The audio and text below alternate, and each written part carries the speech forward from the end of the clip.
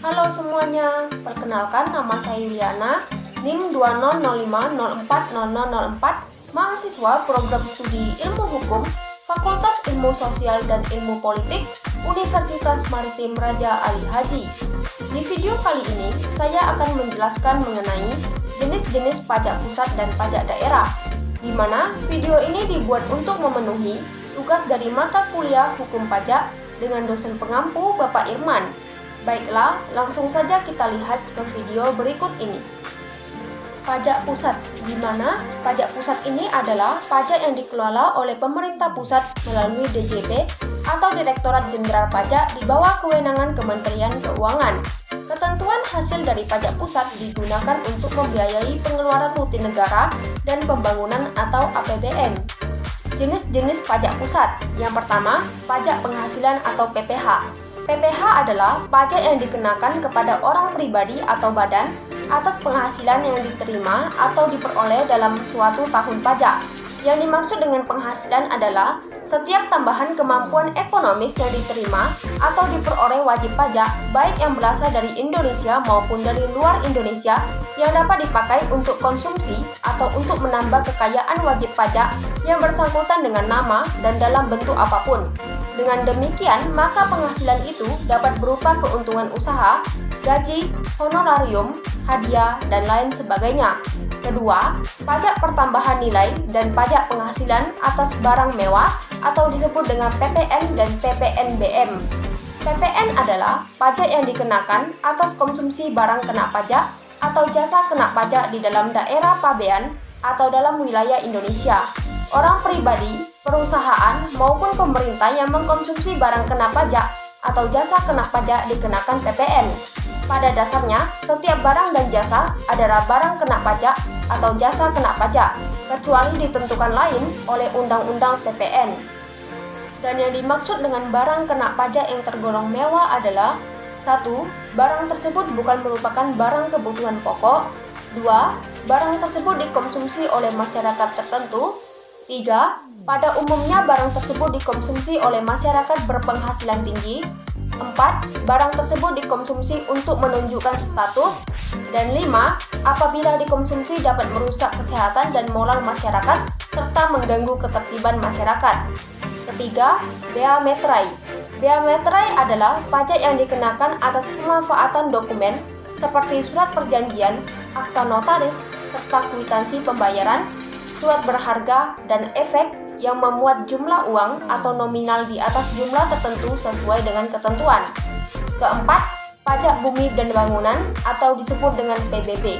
PBB adalah pajak yang dikenakan atas kepemilikan atau pemanfaatan tanah dan atau bangunan.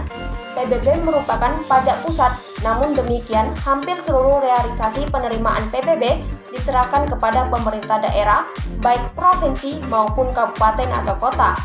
Kelima, bea perolehan hak atas tanah dan bangunan atau BPHTB. BPHTB merupakan pungutan dari perolehan hak atas tanah dan atau bangunan. Pungutan ini ditanggung oleh kebelah dua pihak, yaitu penjual dan pembeli, yang bertanggung jawab untuk membayar pajak yang terkait dengan transaksi rumah. Selanjutnya, pajak daerah. Sebagaimana dimaksud dalam pasal 1 angka 21 Undang-Undang Nomor 1 Tahun 2022 tentang hubungan keuangan antara pemerintah pusat dan pemerintah daerah, mengatakan bahwa pajak daerah yang selanjutnya disebut pajak adalah kontribusi wajib kepada daerah yang terhutang oleh orang pribadi atau badan yang bersifat memaksa berdasarkan undang-undang dengan tidak mendapatkan imbalan secara langsung dan digunakan untuk keperluan daerah bagi sebesar-besarnya kemakmuran rakyat.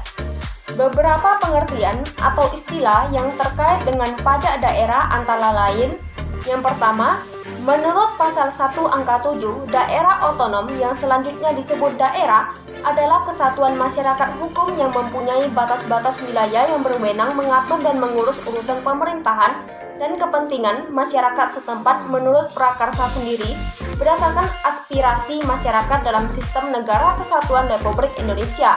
Yang kedua, menurut pasal 1 angka 21, pajak daerah yang selanjutnya disebut pajak adalah kontribusi wajib kepada daerah yang terhutang oleh orang pribadi atau badan yang bersifat memaksa berdasarkan undang-undang dengan tidak mendapat imbalan secara langsung dan digunakan untuk keperluan daerah bagi sebesar-besarnya kemakmuran rakyat. Ketiga, menurut pasal 1 angka 23, subjek pajak adalah orang pribadi atau badan yang dapat dikenai pajak. Keempat, menurut pasal 1 angka 24, wajib pajak adalah orang pribadi atau badan meliputi pembayaran pajak, pemotongan pajak, dan pemungutan pajak yang mempunyai hak dan kewajiban perpajakan sesuai dengan ketentuan peraturan perundang-undangan. Ciri-ciri subjek pajak yang pertama, berasal dari pajak asli daerah atau pajak pusat yang diserahkan ke daerah. Kedua, hanya dipungut di wilayah administrasi yang dikuasainya. Ketiga, digunakan untuk membiayai urusan atau pengeluaran untuk pembangunan dan pemerintah daerah. Dan keempat, pajak daerah dipungut berdasarkan peraturan daerah atau perda dan undang-undang sehingga pajaknya dapat dipaksakan kepada subjek pajak. Jenis pajak daerah.